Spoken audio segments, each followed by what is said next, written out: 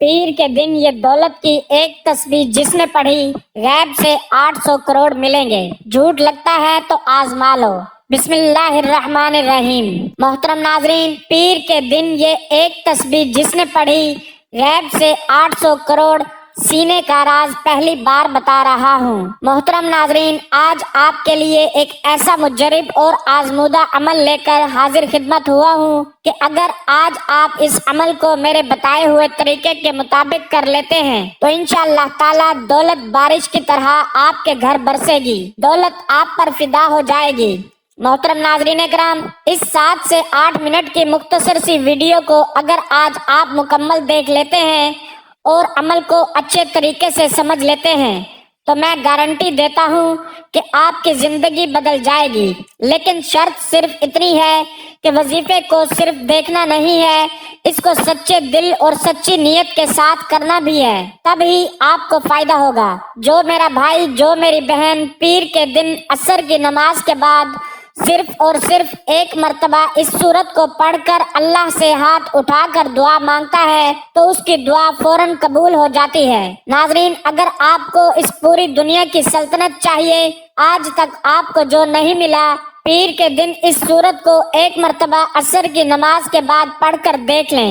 اس سورت کو پڑھنے کے بعد آپ ہاتھ اٹھا کر جو بھی مانگو گے، آپ کے ہاتھ بعد میں نیچے آئیں گے، آپ کی دعا پہلے قبول ہو جائے گی اور دعا مانگنے کے فوراً بعد 1 سے 2 گھنٹے کے اندر اندر آپ اپنی آنکھوں سے معجزات دیکھیں گے۔ جو کچھ آپ نے اللہ سے مانگا ہے فوراً آپ کو مل جائے گا۔ محترم ناظرین، یہ اللہ کا کلام ہے۔ قرآن مجید اللہ پاک کی ایک ایسی کتاب ہے جس کو اللہ پاک نے دنیا کے شروع ہونے سے آج تک اور قیامت تک اس کی حفاظت کا ذمہ خود لے رکھا ہے۔ یعنی جب سے یہ کائنات بنی ہے 4 کتابیں نازل ہوئی ہیں، تورات، زبور، انجیل اور قرآن پاک۔ بقیہ 2-3 کتابیں ہیں، ان میں تبدیلی ہو چکی ہے، اب ان پر عمل کرنا ہمارے لیے درست نہیں ہے، لیکن واحد قرآن مجید ایک ایسی کتاب ہے کہ جس کی حفاظت کا ذمہ اللہ نے لے رکھا ہے۔ میرا اللہ قرآن میں فرماتا ہے، میں جسے چاہوں عزت دوں، جسے چاہوں ذلت دوں، جسے چاہوں بیٹے دوں، جسے چاہوں بیٹیاں عطا کر دوں، جسے چاہوں دونوں ہی عطا کر دوں، جسے چاہوں کچھ بھی نہ عطا کروں، جسے چاہوں رزق کھول دوں، جس کا چاہوں رزق تنگ کر دوں۔ تو ناظرین کرام، یہ میرے اللہ نے قرآن میں واضح آیات میں بتا دیا ہے۔ ہمیں قرآن مجید کی ایک ایک جو آیت ہے، ایک ایک جو زبر زیر پیش ہے، وہ حق ہے، سچ ہے، اور اس قرآن مجید میں اتنی برکت ہے، اتنی طاقت ہے کہ ایک مرتبہ اگر اس قرآن کو جو شخص اپنے سینے سے لگا لیتا ہے تو پھر اس دنیا کی کوئی ایسی چیز نہیں جو اس کو حاصل نہ ہوگی اور اس کی دنیاوی تمام تر پریشانیاں ختم ہو جائیں گی۔ قرآن مجید اللہ کی سچی کتاب ہے، یہ اللہ کا پیغام اپنے بندوں کے نام ہے، اس سے ایمان بڑھتا ہے اور دلوں کے زنگ اترتے ہیں۔ قرآن مجید کی تلاوت کرنا باعث برکت اور ثواب ہے، مگر افسوس کا مقام ہے کہ ہماری اکثریت تلاوت قرآن مجید سے غافل ہے، دنیا کے کاموں میں اپنا وقت لگانے سے گریز کرتے ہیں، جبکہ تلاوت قرآن پاک کے لیے وقت نہیں ملتا کا بہانہ کیا جاتا ہے۔ یقین جانیں، تلاوت قرآن پاک سے اللہ وقت میں برکت ڈالتا ہے۔ آج سے یہ عہد کریں کہ انشاءاللہ قرآن مجید کی تلاوت کے لیے روزانہ وقت نکال کر کم از کم 2-3 رکوع تلاوت کریں گے اور اس کو سمجھیں گے، اس کو ترجمے کے ساتھ پڑھیں تاکہ پتہ چلے اللہ تعالیٰ اپنے بندوں سے کیا فرماتے ہیں۔ قرآن کی تلاوت کی فضیلت کے بارے میں قرآن و سنت کی روشنی میں جانتے ہیں۔ رسول اللہ صلی اللہ علیہ وآلہ وسلم نے فرمایا، تم قرآن پڑھو، اس لیے کہ قرآن قیامت کے دن اپنے پڑھنے والوں کے لیے سفارشی بن کر آئے گا۔ ایک دوسری حدیث میں ہے کہ قرآن کی سفارش کو قبول کیا جائے گا۔ قرآن کو پڑھنے کے بعد اس کو اپنی عملی زندگی میں لانے والوں کے لیے بھی جھگڑا کرے گا اور نجات دلائے گا۔ رسول اللہ صلی اللہ علیہ وآلہ وسلم نے فرمایا، قیامت کے دن قرآن اور قرآن والے جو اس پر عمل کرتے تھے ان کو لایا جائے گا۔ سورۃ بقرہ اور آل عمران پیش ہوں گی اور اپنے پڑھنے والوں کی طرف سے جھگڑا کریں گی۔ آپ صلی اللہ علیہ وآلہ وسلم نے یہ بھی فرمایا، تم میں سب سے بہتر وہ ہے جس نے قرآن پڑھا اور اس کو پڑھایا۔ قرآن کو جو لوگ مضبوطی سے تھام لیتے ہیں تو اللہ تعالیٰ ان کو بلند کر دیتا ہے، وہ دنیا میں بھی عزت حاصل کرتا ہے اور آخرت میں جنت میں داخل ہوگا انشاءاللہ۔ جو قرآن کی تلاوت اور تعلیمات سے دور ہوتے ہیں اور اپنی زندگی اپنی مرضی اور چاہت سے بسر کرتے ہیں تو پھر ایسوں کو اللہ ذلیل و خوار کر دیتے ہیں۔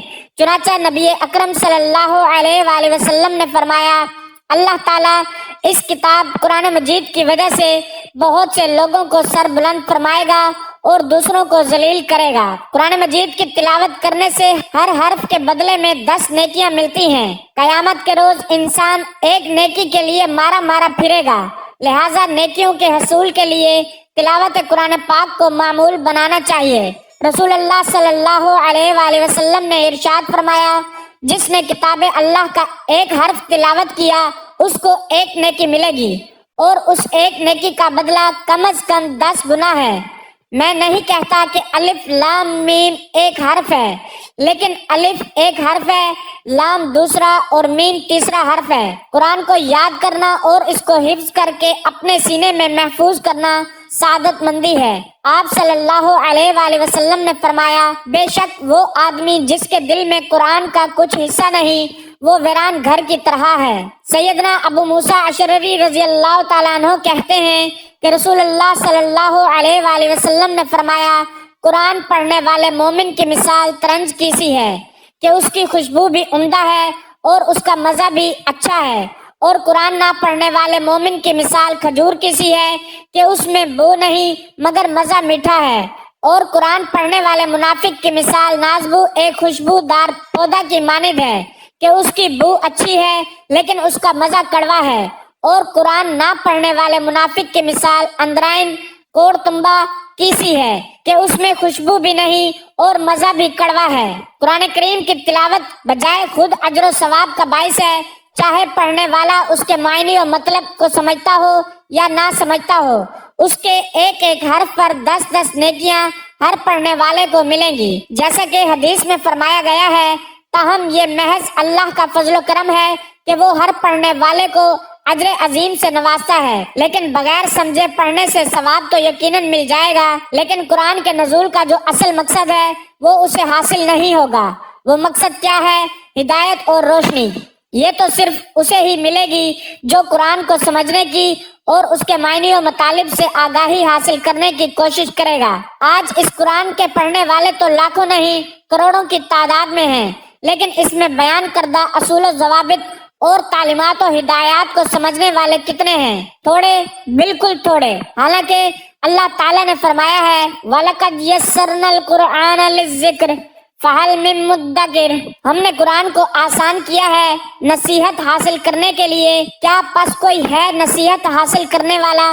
ناظرین کرام، پیر کے دن قرآن مجید کی ایک مختصر سی سورت کا وظیفہ ہے آپ کی خدمت میں لے کر حاضر ہوا ہوں، اور اس سورت کی برکت یہ ہے کہ اگر آپ کو دولت کی ضرورت ہے، پیسوں کی شدید ضرورت ہے، آپ کو ذاتی گھر کی شدید ضرورت ہے، کیونکہ ذاتی گھر ایک بہت اہم چیز ہے۔ ناظرین، آج کے اس دور میں سمجھتا ہوں کہ خوش نصیب لوگ ہیں کہ جن کا ذاتی گھر ہے، تو جن کا نہیں ہے، پیر کے دن اس عمل کو کر کے ایک مرتبہ ہاتھ اٹھا کر اللہ سے مانگ لو، آپ کو 1 مہینے کے اندر اندر آپ کا ذاتی گھر مل جائے گا، کیونکہ کرائے کے گھر میں رہنا بھی ایک بہت بڑی پریشانی ہے۔ ناظرین، ہر گھڑی دل میں خوف رہتا ہے کہ اب مالک مکان کا فون آئے گا اور وہ کہے گا کہ اپنا سامان نکال دو، اور کیونکہ ہم خود اس گھر میں شفٹ ہو رہے ہیں، یا پھر بعض اوقات ایسا بھی ہوتا ہے مالک مکان کو آپ کی کوئی حرکت پسند نہیں آتی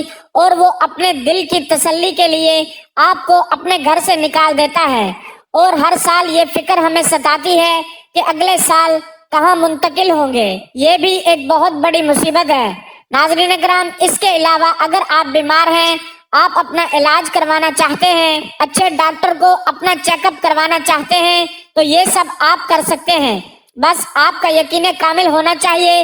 آج کے اس عمل کو کرنے کے فوراً بعد اللہ پاک آپ کے رزق کو وسیع اور کشادہ فرما دے گا۔ آپ کو اتنی دولت ملے گی کہ آپ اس دنیا کے مہنگے ترین ہسپتالوں میں اپنا علاج کروا سکیں گے، آپ اچھا اور معیاری کھانا کھا سکیں گے، اچھے گھر میں رہ سکیں گے، اچھا لباس پہن سکیں گے، اور آپ کے پاس ایک ذاتی شاندار سواری ہوگی، آپ کو ایک اچھی گاڑی ملے گی، کاروبار میں اتنی برکت ہوگی کہ آپ دن دگنی رات چگنی ترقی کریں گے۔ ناظرین کرام، ہم نے اس دنیا کو اولین ترجیح دی ہے اور دین کو ہم نے پیچھے چھوڑ دیا ہے، اور یہی ہماری زوال کی ایک بہت بڑی وجہ ہے۔ ہماری ناکامی کی ایک بڑی وجہ یہ ہے کہ ہم نے اللہ اور اللہ کے نبی صلی اللہ علیہ وآلہ وسلم کا بتایا ہوا راستہ چھوڑ دیا ہے اور دنیا کے پیچھے ایسے بھاگ رہے ہیں، نہ فرض نماز کی فکر ہے، نہ تلاوت قرآن کی فکر ہے، نہ صدقہ اور خیرات کی فکر ہے، اور بعد میں پریشان رہتے ہیں، اور ادھر ادھر ہم پھر سر بھٹکتے ہیں کہ یہ ہمیں کیا ہو رہا ہے، ہمارے ساتھ ساتھ ہماری تو زندگی دشوار ہو رہی ہے۔ تو ناظرین اکرام، اس مشکل وقت سے نکلنے کا ایک راستہ آپ کو بتا رہا ہوں۔ خدا کی قسم، اگر آپ نے عمل کر لیا تو ساری زندگی آپ اس بندہ ناچیز کو دعائیں دیں گے۔ اس وظیفے کو آپ ایک مرتبہ کر لیں، ساری زندگی میں آپ کو ایک مرتبہ اس عمل کو کرنا ہے۔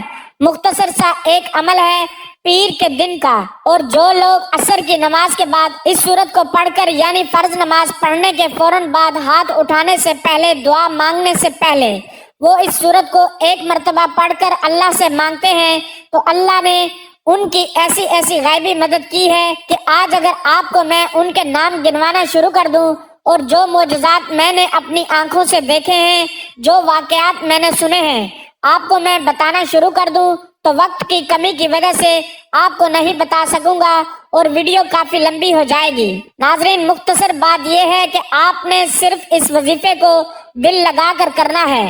قرآن مجید کی ایک سورت کا وظیفہ ہے، پیر کے دن عصر کی نماز کے بعد آپ نے کرنا یہ ہے کہ سب سے پہلے تو آپ جب عصر کی نماز ادا کر لیں، اس کی ایک اور شرط یہ ہے کہ جو بھی مرد حضرات ہیں ان کو یہ کرنا ہے کہ ہر نماز باجماعت ادا کرنی ہے۔